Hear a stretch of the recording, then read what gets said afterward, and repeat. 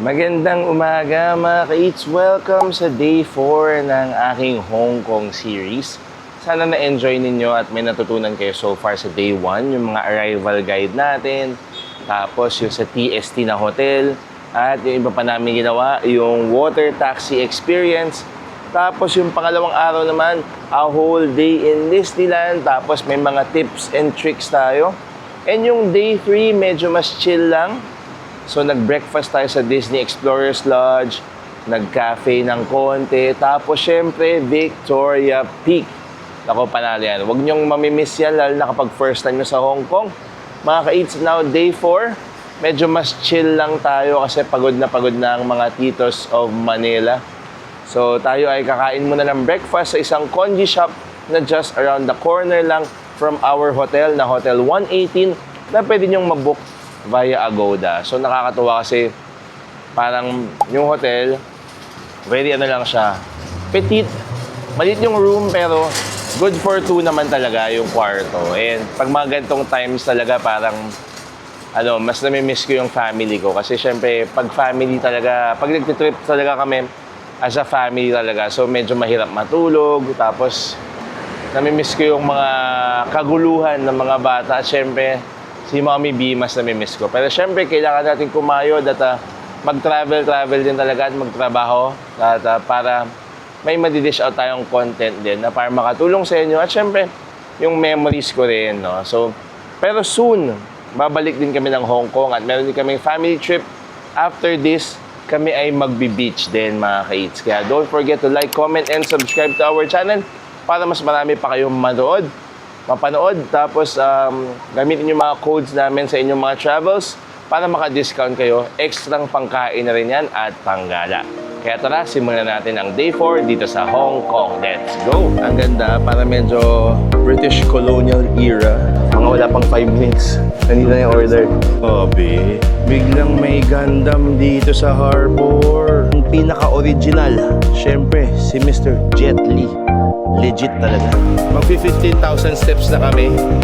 So, exercise kayo talaga dito sa Hong Kong. Alam nyo na kung ano ang mga magaganda. Ito, meron pang mahjong. Ay, grabe ang cute nito. Siyempre, kakain tayo sa traditional na kainan. O, yung inaabangan talaga natin yung pag tayo nag-trip.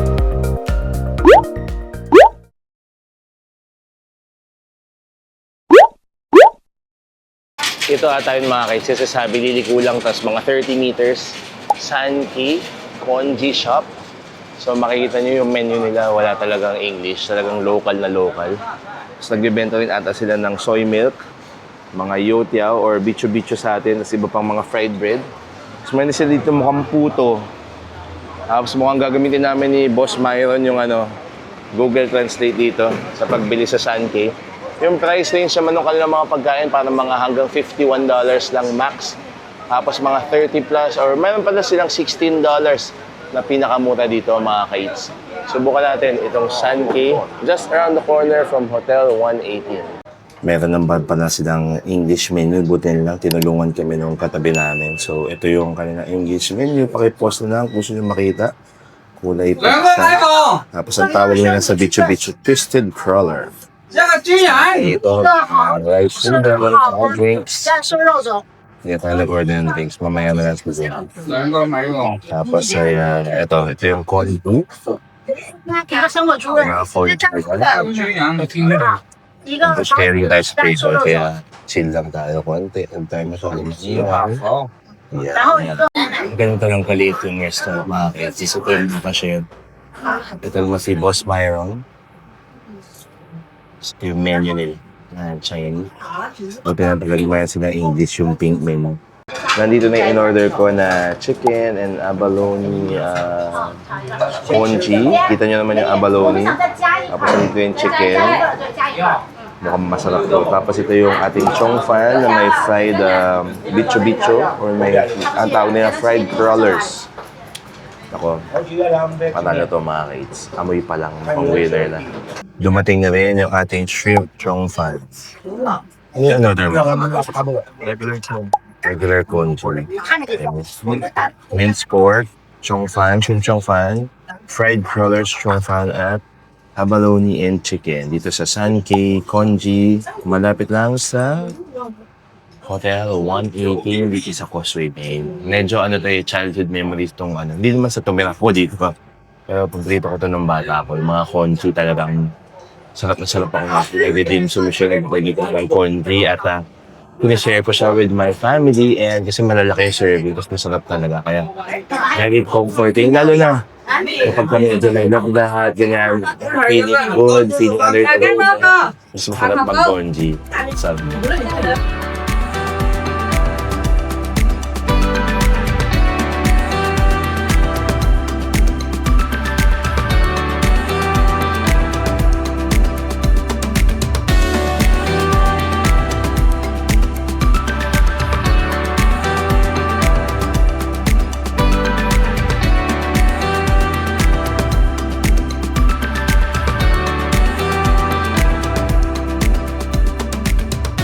Mga ka-eats, tuloy natin itong day 4 natin. Kasama ko pa rin si Boss Myron, our Hong Kong expert.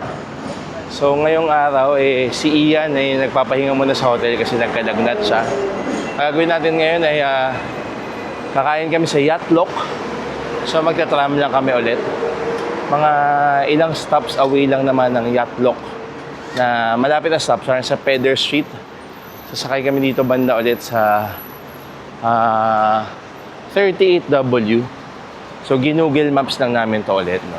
So, naalala ko talaga kapag first time sa Hong Kong, parang usually ang goose experience ay Yacht Lock. Parang si Yacht Lock ang siguro isa sa mga sikat kasi nasa Michelin Guide.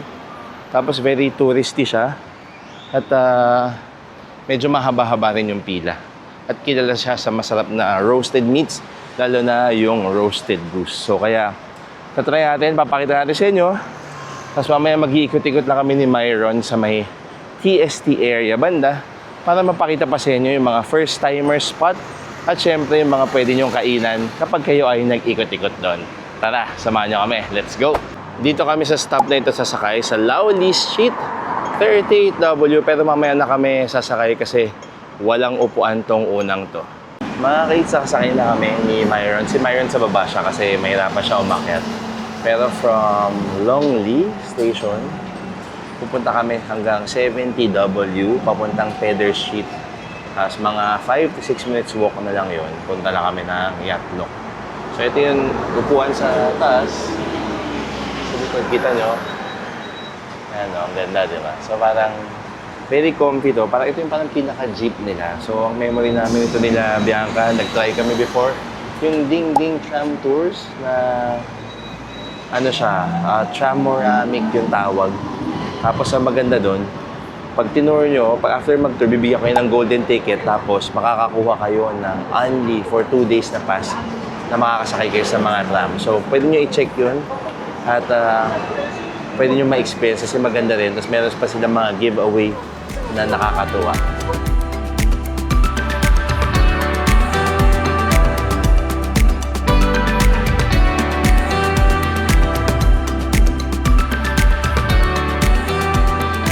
Nandito na kami ngayon sa may central area. So parang bus stop, tram stop mga 72. 72 pala siya, kala ko una 70. Tapos nilakad na lang namin from there to Yacht Lock. So again, ang pinaka-tip talaga dyan mga ka-eats, dapat Google Maps. So, tsagain nyo.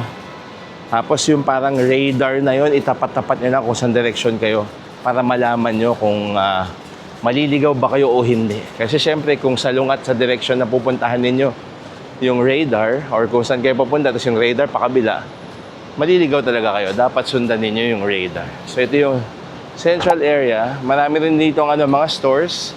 Parang katumbas siya ng TST.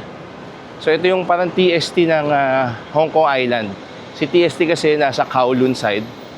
Pero wag po kayong matakot tumawid ng Hong Kong Island kasi dito naman marami rin kainan na masasarap aside from shopping.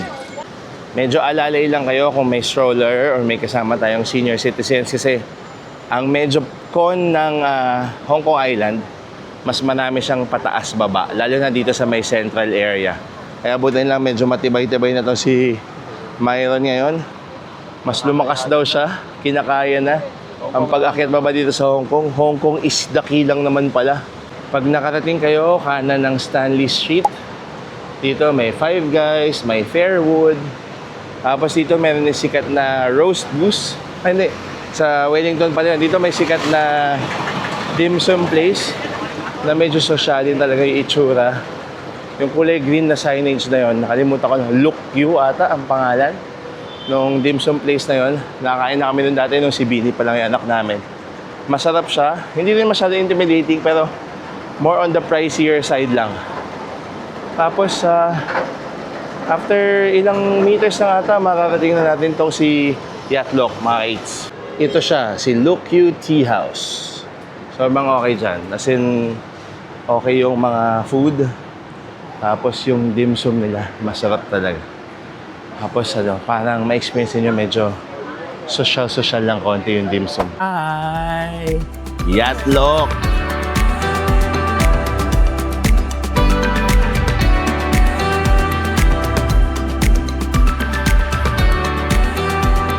Ito na si Yatlok, the legendary, na parang ilang many years na silang nasa Michelin Guide na sikat para sa kanilang roasted goose at iba pang roasted meats.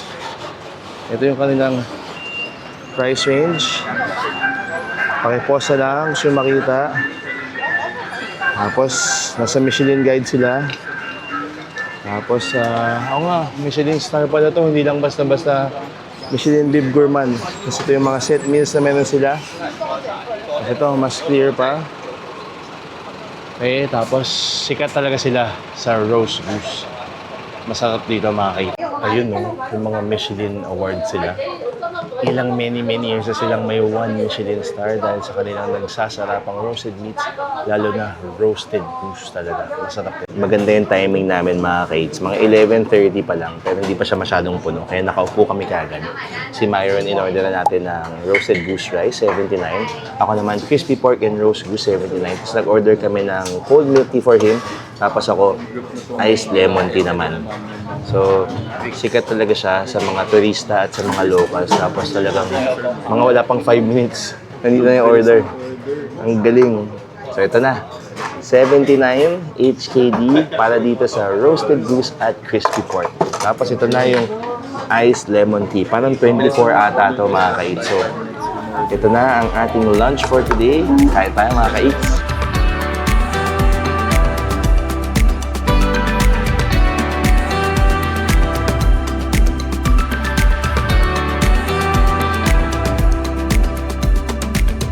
Ito yun sa halagang 79 HKD. Pwede naman na purong goose lang, 79.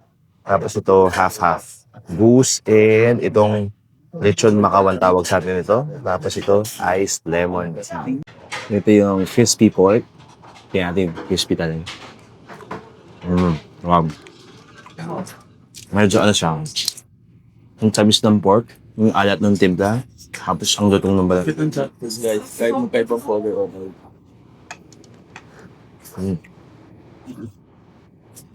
Good. Mas ang ganda ng ratio ng fat and pork.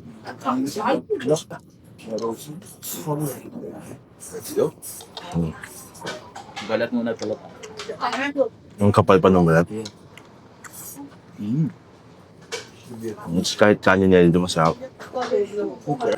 Roasted goose na tayo. Parang medyo leg part to. Sausan natin sa plum sauce.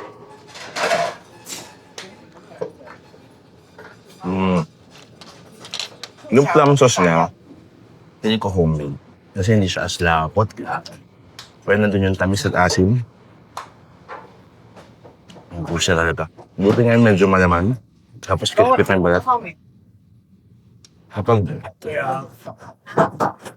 first time niyo mag-Hong Kong, subukan niyo to. Tapos kayo na mag-decide kung babalikan niyo sa hindi. So for me, yung first time niyo try ng roast goose, magandang beginner level ang Yatlok. Kaya bisitahin niyo sila dito sa Stanley Street. I-Google Maps niyo lang, Yatlok. Y-A-T space L-O-K. Yatlok Restaurant. Pwede sa Stanley Street sa Central sa Hong Kong. Mas ready dito mga guys. Sarap. Tapos na kami mag-Yatlok. Solve pa rin, solve. Masarap yung yung lechon Macau nila. Kamusta yung Yatlok experience mo? First time ko sa Yatlok and napakasarap ng roast. Ano yun? Roast goose. Actually, roast goose. Yes. Tapos yung balat. Feeling ko, babalikan ko siya. For its Yun. price, sobrang sulit. And worth the hype din. Pwede na, di ba? Ilang consecutive years yan na may 1 Michelin star. Grabe, parang never na sila nawala sa Michelin Guide. So, deserve naman. And surprisingly talaga, pa-lunchtime na wala pa siyang tao. So, kung gusto nyo gayahin, punta kayo dito mga 11, 11:30, makakaupo rin kayo agad. Yatlok dito sa Stanley Street sa may Central, Hong Kong Island. After 2 stops lang sa MTR, sa Tuen Văn Line or yung Red Line from Central, nandito na kami sa TST area, Lock Road na sikat sa mga kainan. Makita nyo din si Max Noodles, si sabi ni Myron, si Eat More More. Yung mga 33 HKD lang, 2 ulam, 1 kanin. Pero take out lang siya mga kids. Tapos sa kanto nitong Lock Road, may makikita kayong Welcome to Hong Kong traditional food, street food. Makakabili kayo ng fish balls, egg waffles, sandwich, mga drinks at iba pa. Bibili tayo dyan ngayon din. Ito yun. Street food, tapos nakalagay original bubble waffle 18 HKD. Tapos meron din sila dito ng chong fan or rice noodle roll with siomai, mga noodles, may matchang, ito yung mga drinks, tapos mga fresh juices, sugar cane, and ito yung kanilang mga sausages at mga balls at mga laman loob pa. Mainit-init pa, sobrang dali, kaka-order ka lang, meron na siyang freshly made bubble waffle or ang tawag namin dito nila Bini ay egg waffle. Gustong-gusto namin to dahil sa lutong at chewiness na handog nito. Narinig nyo? 28 KD. Perfect na snack or pantawid gutom habang nag-iikot kayo dito sa Hong Kong. Ang price range ng kanilang mga pagkain dito ay mula 10 HKD hanggang more or less around 40 HKD. So medyo affordable na siyang snack dito sa Hong Kong talaga. Ang maganda talaga dito sa TST, kaya rin to pinupuntahan ng mga first-timers or binabalik-balikan nating mga Pilipino ay kasi ang dami na ditong mga kainan, maraming mapagbibilhan, tapos lakad-lakad lang kayo, marami kayong makikita mga picture spots or mga tourist spots na libre. Okay? So dito pa lang, ito sa harap natin banda si Peninsula. Sikat na sikat yan na 5-star hotel dito sa Hong Kong. Tapos syempre kapag tayo ay nagpunta na banda sa may harbor, yung Hong Kong Island, kitang-kita nyo yung ganda ng mga buildings doon, yung linis ng harbor. Tapos meron na rin dong mamaya sa may clock tower si Mr. Softy. Tapos pipakita natin yung mga picture spots. Kasi dito as a non-shopaholic or hindi ako mahilig mag-shopping, hindi rin talaga ako namimili sa Hong Kong. Ang paborito ko lang dito, Giordano. Kasi yun lang medyo afford natin. Saka ang splurge dito, for me, kami nila Bianca, usually sa Mongkok, sa Sneaker Street. So, makapuntahan din natin yung mamaya. At tayo ay syempre, sisingit-singit tayo ng food trip. I-influensya natin si Boss Myron kumain ng mga kinakainan natin dito usually. Pero si Boss Myron kasi, expert sa Hong Kong. Marami siyang videos on Hong Kong activities, Hong Kong hotels. So follow nyo siya sa kanyang mga social media accounts. Tapos siya yung nag-guide sa atin dito ngayon sa Hong Kong. At sigurado marami tayong matututunan sa video na to. Sana ma-enjoy ninyo. Isa sa mga sikat na picture spots dito sa may TST along Salisbury, kung di ako nagkakamali, ay ang Heritage 1881. Tingnan nyo nga naman. Ngayon medyo less tao pa. Ang ganda, para medyo British colonial era. Tapos, ang ganda ng architecture. Ang ganda yung design. Dati daw siyang Marine Police Headquarters. Kasi nga naman, parang na to, malapit sa Victoria Harbor. Ay, nanan pa sila Kaya rin siguro. Oo nga, no? Doon sa bandang taas, no, mahirapan tayong makita. Doon banda, ito. I-zoom in nyo na lang. Meron pa silang parang canyon sa taas. Kasi pang defense siguro to ng Hong Kong noong unang panahon. Nandito na tayo sa may Harbor City area banda. So may mga convenience stores, may mga kainan, merong Cafe de Coral. At dun sa bandang dulo nito, meron syempreng McDo. Tapos from here, makikita nyo na, tanaw na, yung Victoria Harbor at yung terminal ng Star Ferry. Sabi, biglang may Gundam dito sa harbor. What is that? Wow! Sobrang ganda! Ito na yung Ocean Terminal. Tapos katabi niya itong Harbor City Mall na malaki. Punong-puno syempre ng shopping at dining options. Tapos ito lang naman yung itsura ng tubig nila. Kaya parang may mga nangingisda dito sa tabi. Diba? Sobrang linis. Tapos dito, itong Ocean Terminal, kapag may cruise ships, dito nagda-dock. Tapos dyan na, may ikot nyo na yung Hong Kong kapag may time kayong bumaba ng barko. Siyempre, hindi kayo pwedeng magpunta ng Star Ferry Terminal dito sa may harbor side ng TST kung hindi kayo dadaan dito sa Mami Pancake na for the longest time, naging part din sila ng Michelin Guide. Siyempre, ito pang isa, the Clock Tower. I believe parang ito yung signage before ng parang may terminal din dito ng trams, nung mayroon pang trams dito sa may TST or sa may Kowloon Island. Pwedeng dessert, pwedeng picture spot, Mr. Softy. Ang palatandaan nyo, itong Clock Tower, usually nakatambay lang yan dito mga ka-eats. Next na magandang picture spot mga ka-eats sa itong viewing platform ng Symphony of Lights. Kita-kita nyo dito yung Victoria Harbor, Hong Kong Island, tapos syempre itong Clock Tower at itong Cultural Center. Boss Myron, ano ang pinaka-memorable Hong Kong memory mo? Depende sa season ng pagpunta. Pero syempre, isa sa mga pinaka-memorable yung kasama ko yung family ko last year. Tapos ako yung nagbayad. Yung! Iba sa pakiramdam din. Kasi syempre, pag family trip, usually parents yung nagbabayad, di ba? Sagot nila lahat. Tama. Pero since medyo kaya-kaya na natin ngayon, ang sarap din sa feeling na nadala ko sila mommy, si daddy, yung mga kapatid ko dito sa Hong Kong last year. Yung nakikita natin dito sa Hong Kong, nakita rin nila in person, di ba? So, Ang sarap ng feeling. as anak, kung kaya mo mag-return sa parents, kung may ano ka na, Kung capable ka na. capable ka na, nabigyan ka na ni Lord ng blessings, hindi na rin masama yung ganun. Yes, totoo yan. Galing, galing. Ang babalik naman yun. Galing, salamat. Next spot ay syempre, malamang nakita nyo to sa mga feed ninyo. Itong Hong Kong Cultural Center. Magandang picture spot to, lalo na sa ilalim nitong parang mga triangular shapes na ito. Boom! Sigurado maraming likes yan. Ito rin mga ka-eats, masarap din mag-picture-picture dito, lalo na kapag matanghaling tapat pa kasi wala pang tao. Libreng-libre pa. Ako naman, I think yung pinaka-memorable na Hong Kong experience ko, mga ka-eats, was yung, I think when I was 11 years old, nung nag-family trip talaga kami. Yun lang ata yung time na kumpleto kami at the one and only time na nag-abroad kami. Naalala ko pa yung pangalan ng hotel, Guangdong Hotel. Parang Oasis na siya ata ngayon. Nirenovate na at wala na yung dating hotel. So nakakatuwa lang yun kasi syempre bata ka pa. Tapos time siya as family with my mom and my sisters.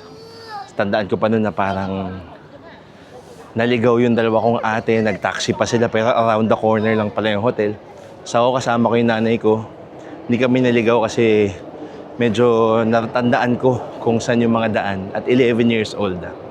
Tapos syempre, kapag nandito kami as family, lalo na yung first time namin nakasama pa si Bini, natandaan ko na nagkamali kami ng hotel na binook.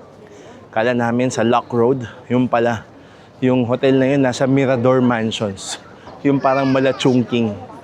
Tapos, yung first time namin lahat as a family of 5 na mag Hong Kong Disneyland, Nag-hotel kami sa Disney's Hollywood Hotel. So yun talaga. Yun ang pinaka-highlight. Isa sa mga highlights ng Hong Kong experience ko kasi ang ganda, nakita ko yung saya sa kanilang mukha. At syempre yun nga, bringing your own family to Hong Kong, parang sobrang achievement siya. And nagiging favorite na rin at naging favorite na rin ng mga bata at ng buong pamilya itong Hong Kong na to. Dahil sa klima, sa sarap ng pagkain, at sa ganda ng mga pwedeng makita.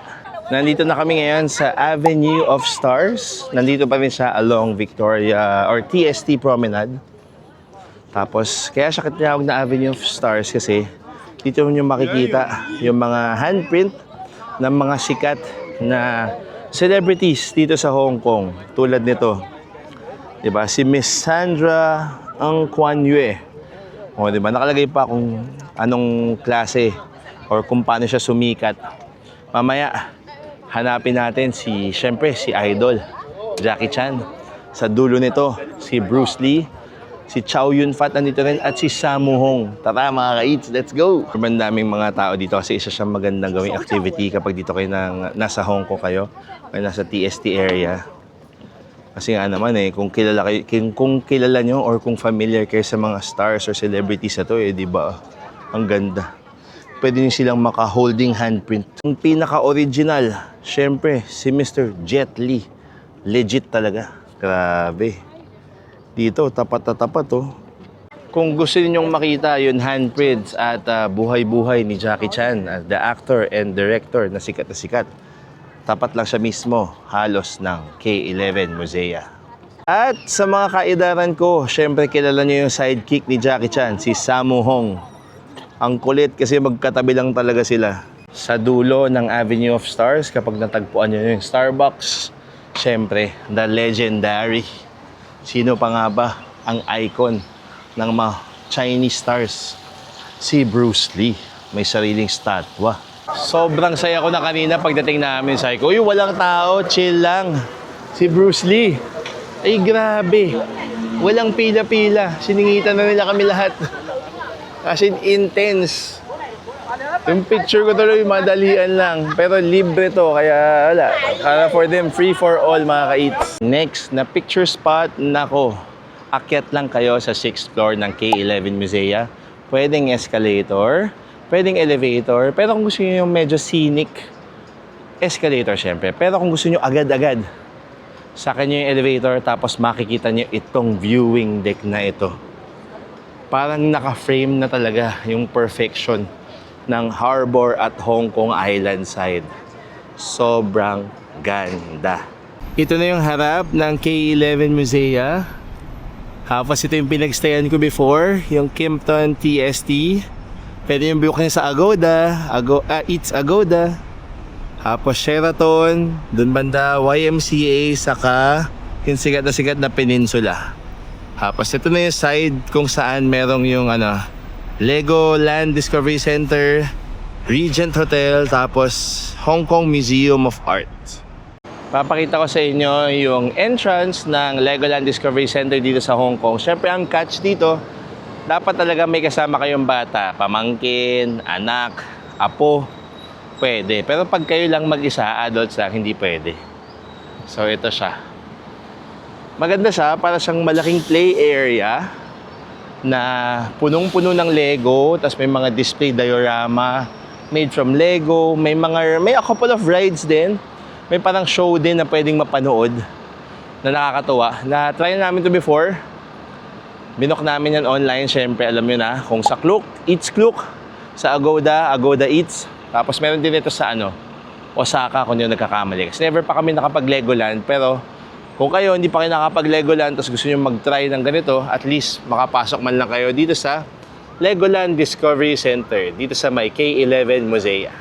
Mga ka-eats, pasalubong ba ang hanap ninyo at kayo ay nasa may TST area? I got you! Sa part na ito ng video, papakita ko sa inyo yung sikat na bilihan ng pasalubong just across Chungking Mansion and I Square Mall. Ito yung Elegant Tang Dynasty. Isang sikat na bilihan ng pasalubong mula ref magnets, keychains, bags, t-shirts at iba pa. Pasukin na natin. Let's go! Pagpasok pa lang, iba't ibang klaseng ref magnets na. Pwede nyo pang kumpletuhin yung mga train stops na tiles. Meron din dito ang mga nail cutter, pambukas ng soft drinks, medallions, more magnets, panda bears, at mga keychains pa. Meron ding mga caps dito, bag tags, at nandun, mga tote bags. Halos pare-pareho lang naman siguro to. Alam nyo na kung ano ang mga magaganda. Ito, meron pang mahjong. Ay, grabe, ang cute nito. For my sister who loves to mahjong. This one's for you. Bibilang kita. Tapos ito, ang gandang kulay full. Lahat yan, meron dito sa Elegant Tang Dynasty. Magsha-shopping na tayo. Mga ka-eats, time check, mag-aalas 4 na. Maraming na kaming nagawa ni Myron nakapag-ikot-ikot sa mga iba't ibang klaseng photo spots na libre na, maganda pa. Make sure lang na agahan ninyo para syempre wala pang tao. Kasi pag gabi na, siguradong tatauhin na yun at kapag hindi na rin masyadong mainit. Nakapag-breakfast ng congee, nakapag-cafe de coral, at nakapag-yatlog din pala kami for parang mga early lunch. Tapos late lunch namin si Cafe de Coral. Tapos bumili kami ng pasalubong sa Elegant Tang Dynasty kung saan ang daming cute na mga pasalubong. At bumili ako ng tiles, katulad ng tiles sa mga MTR stations. Papakita ko sa inyo.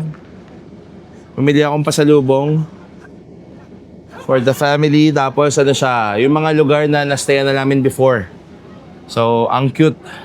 Ngayon ay sakay na kami ng Star Ferry. For only 5 Hong Kong dollars per person, ginamit namin yung octopus card namin para convenient na. Pag mag-Hong Kong kayo, magandang tip talaga yon na octopus card kayo. Tapos loadan nyo na lang sa MTR station or via 7-Eleven. Pwede nilang loadan yun for you guys. So isa tong magandang paraan, mura. Isa sa pinakamurang paraan din para mag-sightseeing at ma-appreciate yung harbor at yung Hong Kong Island at mag-food trip sa Central. Kung may suggest pala ako sa inyo, kapag nag-Hong Kong kayo for the first time, pwede kayo mag-stay sa TST pero tawid kayo papuntang Central, no? Para naman ma-experience nyo yung sightseeing doon at food trip din. Kasi yung tram sa Hong Kong nasa may area lang ng Hong Kong Island. Tapos marami kayong makikita, magagawa, mabibili at makakain doon. So kapag nag-Hong Kong kayo, i-explore nyo yan. Sigurado magugustuhan nyo yung mga kainis.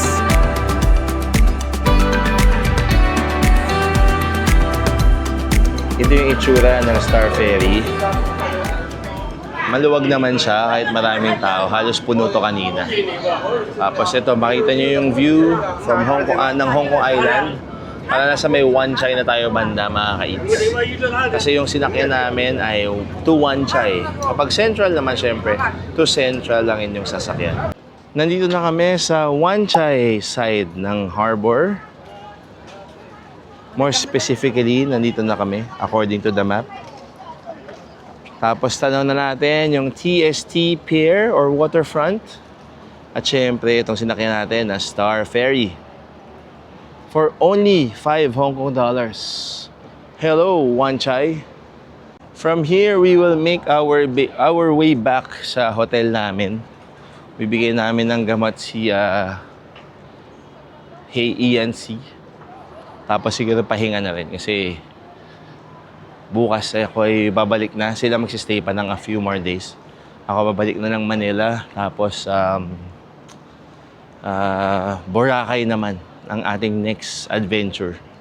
So abangan ninyo yan ay mga vlogs natin. Sana na-enjoy ninyo so far yung ating Hong Kong, yung ating short trip sa Boracay, tapos nag-Fukuoka, tapos Hong Kong, tapos Boracay ulit, tapos Japan naman mga ka-eats. So abangan niya, marami tayong biyahe. At syempre yung mga yung naplano na natin before. So pinagdadasal pa rin natin na sana matapos na yung gulo para naman tayo ay mamuhay na ng mas mapayapa at mawala na kung ano man yung mga agam-agam at mga parang pinag-aalala natin lahat. And we're praying for everyone affected. Sana pag pinalabas tong video na to ay may miracle, tapos na yung gulo sa Middle East.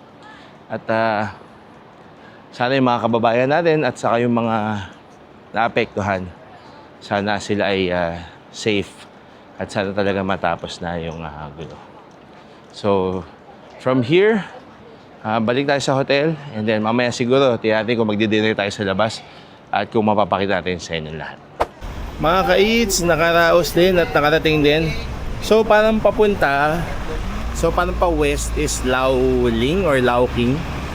Tapos, Winghing na yung stop kapag pabalik na ng hotel. Okay? May nabusinahan. So, ang maganda sa tram, flat rate siya mga ka-eats. So, 3.3 per adult. Tapos, 1.6 kapag bata. I think senior is 1.5. I think sa bata kasi may ano sila no? May sarili silang octopus. Child octopus siya mga ka-eats. So, yun ang pinaka-rate talaga. Flat rate, again, no? Pagsasakay kayo ng Dingding Tram papunta sa inyong mga patutunguhan dito sa Hong Kong. Babalik na kami sa aming hotel. Hindi pa ako magkamali at lumagpas. So, nandito na kami sa Winghing Street. Ito nga pala yung street kung saan matatagpuan ang aming hotel. Hotel 118 na nakalagay sa mga elevator. Sister company siya ng Purple Hotel. Doon kayo pwedeng mag-gym kapag gusto niyo mag-gym during your stay. Pero feeling ko hindi nyo na kailangan mag-gym kasi ngayon wala pang 5 o'clock. Mag-15,000 steps na kami. So, exercise na exercise kayo talaga dito sa Hong Kong. Kakakain at kakagala. Hello mga ka-eats! Good evening na po sa inyong lahat. Nagpahinga lang kami ni Myron sa hotel at chinek namin si Boss Hey Ian C. Medyo mas okay naman na siya and nakapagpahinga na. Pero ayaw pa niya muna lumabas kasi rest lang muna siya. So for my last dinner dito sa trip na ito sa Hong Kong, syempre kakain tayo sa traditional na kainan. No, yung inaabangan talaga natin kapag tayo nagtitrip. Kakain tayo sa McDo.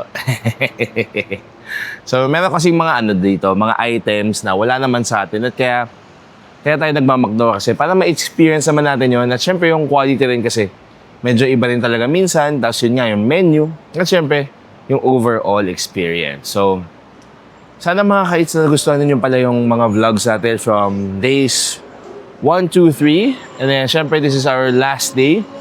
Tapos abangan niyo yung Boracay, tapos abangan niyo pa yung Hong Kong trip naman with the family and Japan and yung mga future trips pa namin. So marami pa yan and I really hope na lahat po kayo ay safe and healthy while watching this. And nga po, praying na sana matapos na po yung gera para naman wala na pong mamatay or wala na pong masaktan dahil po sa gerang yon at sana po mas guminhawa na po yung buhay ng mga apektado at syempre para po sa kapayapaan.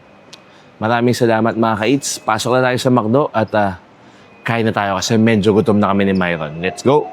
Ito na yung in-order ko mga ka-eats. Siyempre, large fries. Tapos may silang honey barbecue flavored seasoning. Sayang lang hindi ko in-order yung tom yum kung na powder kasi meron silang Southeast Asian parang favorites. Ito, nag-order ako ng black glutinous rice, pie, tapos ito, sugar-free na jasmine green tea for the healthy, and signature collection na Angus burger with mushroom. Tadaan! Kain tayo!